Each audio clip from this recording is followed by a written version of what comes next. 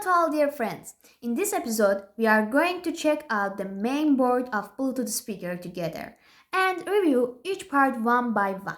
Before we start, please hit the like button and subscribe so you won't miss any upcoming videos. Alright, let's get to the point. This board is the brain of the device, controlling everything from Bluetooth and sound to charge and buttons. It's labeled with TG570 AC 6928B W.3 and according to this marking, it seems to be manufactured on 5 of 12 in 2018 years. Now let's move on to the copper tracks and the board layout. These copper tracks are basically regular wires printed onto the PCB. Each of them can carry voltage, data signals, ground, or even ID signals. Interestingly, the thickness and routing of these tracks strongly depended on the amount of current and noise they're supposed to handle. For example, thicker tracks are usually for higher current paths like battery and battery and speakers. Now it's time for the small surface mount components or SMD. In this section, we see many SMD resistors and capacitors here. Resistors are usually black and capacitors are earthy colored. These components are placed around the main chip, responsible for voltage, filtering, pull-up resistance, and button support. Okay, interestingly, the heavy concentration of resistor on the back of the board and the open layout of the front shows that the circuit is designed to reduce ADC analog to digital converter noise and keep the front clear for more sensitive paths. Here we also, right here as you can see, we have a high capacity MLCC capacitor like 10 or 22 microfarads. This capacitor is probably used to limit the speaker or battery current. There are also a medium resistor near the IC's power input and right after it an inductor to reduce voltage ripple and two LED SMD right here as you can see indicating device status. First LED for Bluetooth status. Blinking means pairing and steady means connected. The second LED for charging status. Red means charging, blue or green means fully charged. Now we came to the main IC as you can see right here. Yes, this IC. The chip with the code AS18AP1P46128B4 is actually a customized version of the GLE AC6928B chip and it comes in a TS-SOAP20 package. Why do we call it TS-SOAP20? It has 20 pins. Pins are located only on two sides. The pin pitch is very narrow, approximately 0.65 mm, and the chip package is thin. So, what components are inside the chip and what does each one do? Yes, let me minute.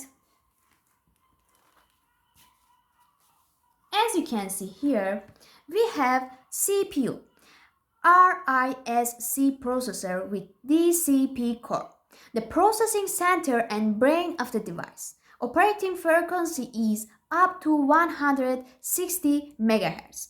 The next one is Bluetooth controller. Managed Bluetooth 5 connections supporting BR, EDR, and BLE standards for wireless audio transmission and voice calls. The next one is MP3 decoder. Decodes audio files in MP3, WMA, and AAC formats, whether from a USB flash, driver, or TV card. The next one is DAC, digital to analog converter. Converts digital audio to 16-bit analog with about 95 decibel SNR and sends it to the audio amplifier. The next one is ADC, analog to digital converter. Receives analog signals from buttons and the microphone and converts them into digital data for processing inside the chip. The next one is USB and SD controller right here, as you can see. Reads MP3 audio files directly from a USB flash driver or TV card. The next one is FM receiver. Receives FM radio signals via a PCB antenna and converts them into analog audio. And the last one is AUX input. Receives analog audio via a 3.5mm jack, processes and amplifies it. Summary of this function. At the first, we have Bluetooth signal processing, then MP3 file decoding, push button control, ID output generation via 12S PWM or analog, and the last one, battery voltage and AUX input management. Now it's time for pins of this chip. Let me minute to show you. Yeah, you can see it now. We have this chip here. The first pin is PC5, GPIO port, typically for button or LED. PC4 is another GPIO usable for button LED control. And the third and fourth pin are USB BDM and USB BDP. They are negative and positive USB data line go to the microUSB port. The fifth pin is PA3. It is multi-purpose pin. GPIO or analog input, for example button ADC. The next one is DACL, analog AD output for left and for amplifier. The next one is DAC-VDD, power supply for DAC section, typically 3.3 volt. The next one is VCOM, common reference voltage for DAC and ADC for balanced ID. The 9th pin is DAC-VSS. It is ground or negative supply for DAC. The 10th pin is VDDIO, logic input output voltage supply, for example 3.3 volt. The next one is PBS, multi-purpose GPIO, often used for buttons or LED control. The next one is VBAT, the 12 pin direct battery input. And the next one is RTC-VDD, a real-time clock power supply, usually between 3 and 3.3 volt RTC.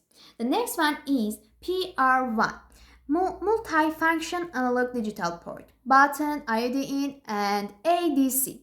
And the next one, 15 pin, is PR2, similar to PR1, used for buttons or ADC input.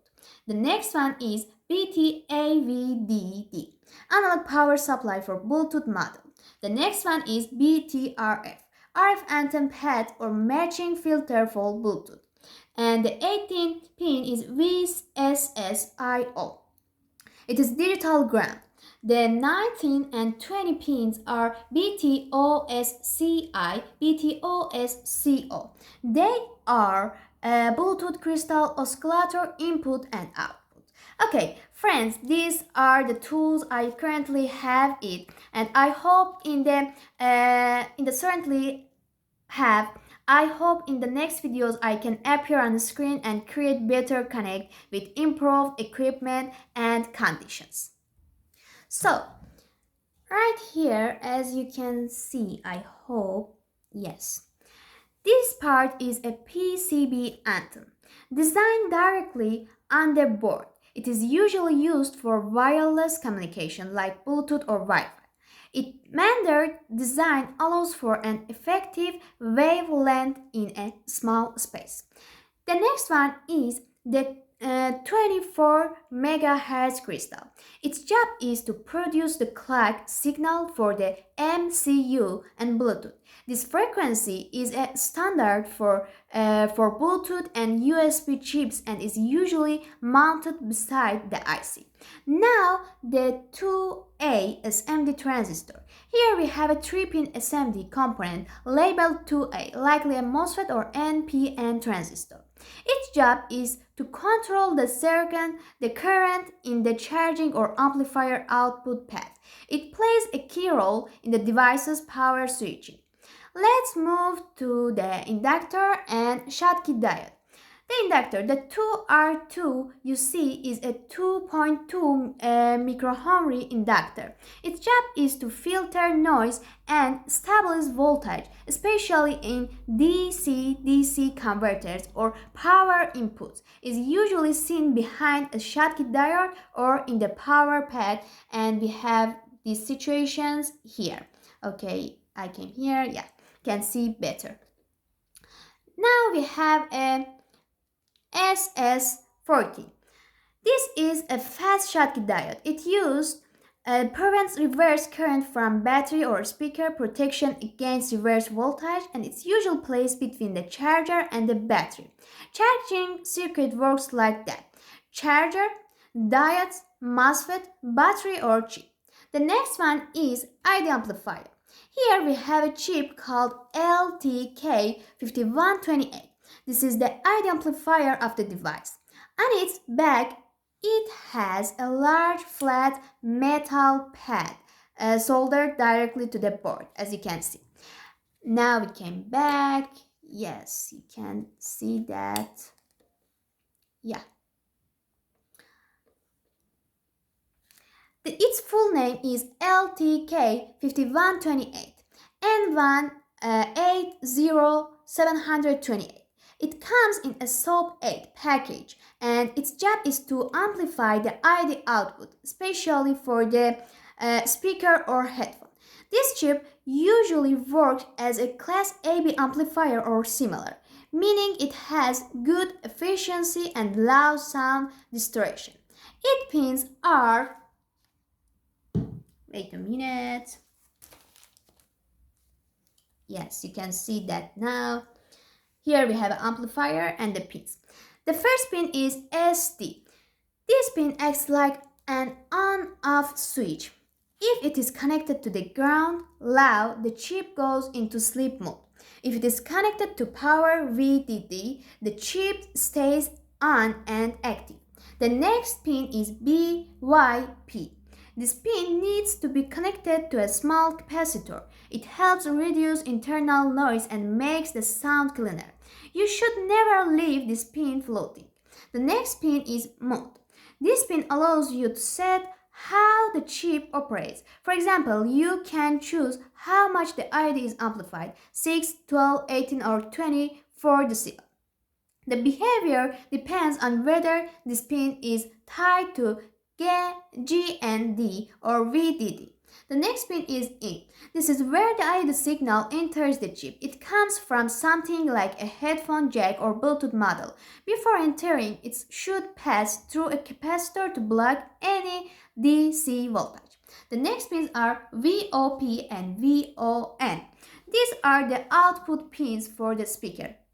One is positive and another is negative. The speaker connects directly to these pins to play sound. The next one is VDD. This is the chip's power supply pin. Usually 5 volts is connected here to keep the chip powered on. And the last one is GND. This is the ground or common for the whole circuit. All parts of the system must share the same ground to function correctly. Interestingly, this chip, as I showed to you, this chip is placed between two case sections. On one side, the battery and speaker where final power is consumed, and on the other, the main chip generation the ID signal. When the device is powered on, the ID signal comes from the main chip. Then the amplifier boosts it using the battery voltage and sends it to the speaker. Why does it have a thermal pad on the back right here, as you can see? Because while operating, the amplifier consumes high power and generates a lot of heat. This metal pad helps dissipate heat quickly. Being close to the battery and speaker also minimize losses, shortness, signal paths, and reduce noise, but better sound quality and lower electromagnetic interference. Now, input ports, as you can see here and here. Okay, at the first, we have the SD card or TV card slot. It has 9 pins, as you can see here and here. The first pin is unused, not connected. Data 1X is data line 1 optional, and data 0, 2, and 3 is data line and transfer MP3 files.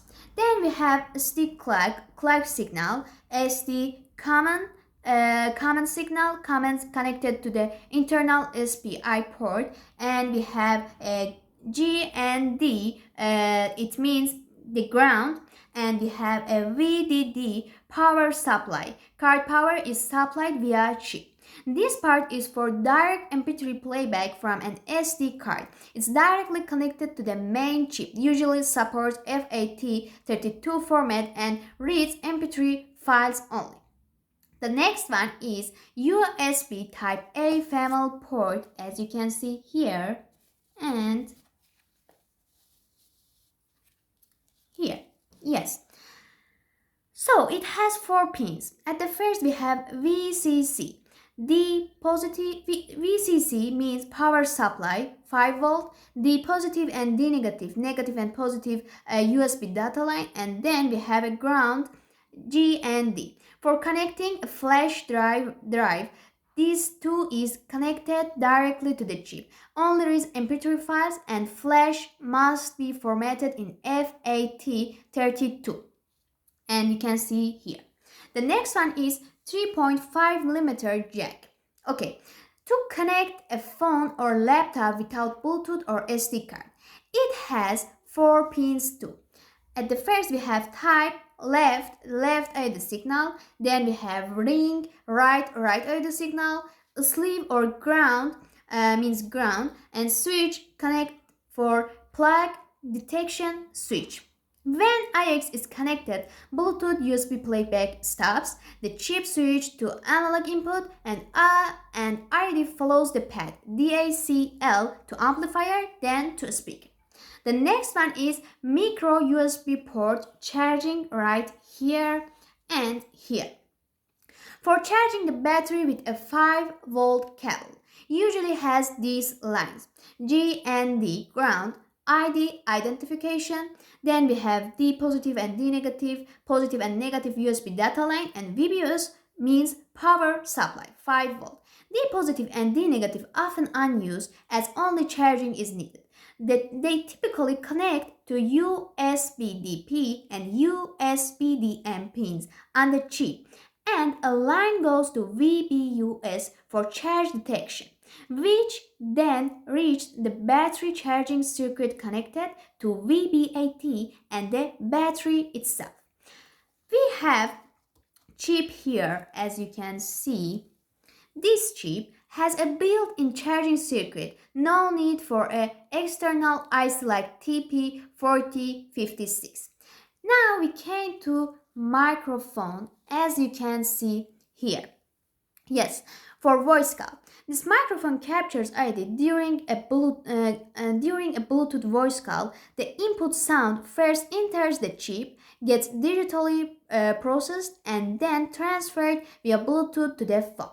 The next one is buttons. We have push and slide button. Slide switch, power on, off, and push buttons, volume, mouse, and Bluetooth. Review of external connections here. We have speaker and battery connections. Red and black wires for the speaker from amplifier, and red and black wires right here for the battery from charging circuit to VBAT and amplifier. Ground is common across all parts, and will cover battery and speaker in a separate episodes. Now that we are familiar with the board components, let's see what exactly happens inside the speaker the moment it turns on.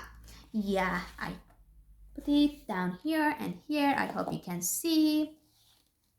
Yes. At the first, power input, charger or battery. When we connect a USB charging cable, 5 volt enters the board through the USB connector. First, it passes through a Schottky diode, usually SS 14. Why? To prevent circuit damage in case of power cut or reverse current. Then it goes through a filtered pad. Here there might be an SMD resistor or inductor to suppress noise. After that, it passes through a power control MOSFET so the chip can open-close the charging pad when needed. In the end, part of the current goes to the lithium-ion battery for charging and the other part directly powers the chip and amplifier. Slide switch on-off. This switch is usually placed on the VB80 line battery voltage or between the regulator and main supply. When turned on, it connects the power line to the chip. Some designs have a soft start circuit to prevent inrush current at start up. The next one is activating the main IC, as you can see here. So, when the power supply, for example 3.3 volt, reaches the chip, it exits standby mode and then the chip's main program called firmware is loaded from memory. After that, the chip starts running this program which is called booting and the device becomes ready to work now. Okay, now detects incoming audio from any source, USB, Bluetooth, AUX, etc. Then we have a decodes digital files and sends ID via DAC to the amplifier. At the same time, it manages buttons, LEDs, and battery charging. The next step is receiving ID from inputs. We have 5 inputs here. At the first, we have a Bluetooth. The chip has an internal RF section for Bluetooth communication, but no internal anthem. ID is received digitally, for example MP3, processed by the chip and played via the analog ID circuit. The next one is USB flash and SD card. MP3 files enter the chip directly via data lines positive and negative D and are executed. The next one is AUX 3.5mm jack. ID entered as an analog. Depending on the design, either goes directly to the amplifier or enters the chip's ADC, gets digitized, then converted to the analog via DAC and amplified. The next one is FM radio. The chip has a built-in FM receiver. It receives radio signals through the printed antenna on the board, extracts the ID from the carrier signal, a process known as demodulation, and converts it into analog sound that can be played. The next one is microphone, as you can see here. Usually connected to analog input pins like mic positive, mic negative, or multifunction pins like PA3 or PA4. Input ID enters the chip internal ADC and in call mode it's sent via Bluetooth to the phone.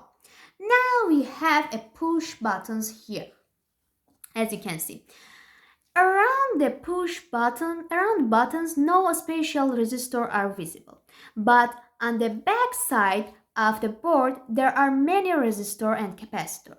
This indicates the buttons connect directly to the chip's GPIO or ADC pins with necessary resistors. For example, pull up and pull down, placed on the board's back side. Okay, the operation in add K, unlock K mode, what is that? Right here. So, in this design, one pin like PR1 or PC5 is common for all buttons. Each button connects to ground via a specific resistor value. For example, 2.2 kilo ohm for play, 4.7 kilo ohm for next, and 10 kilo ohm for previous. When a button is pressed, a specific voltage appears on that pin. The chip's internal comparator measures the voltage and detects which button is pressed based on its value.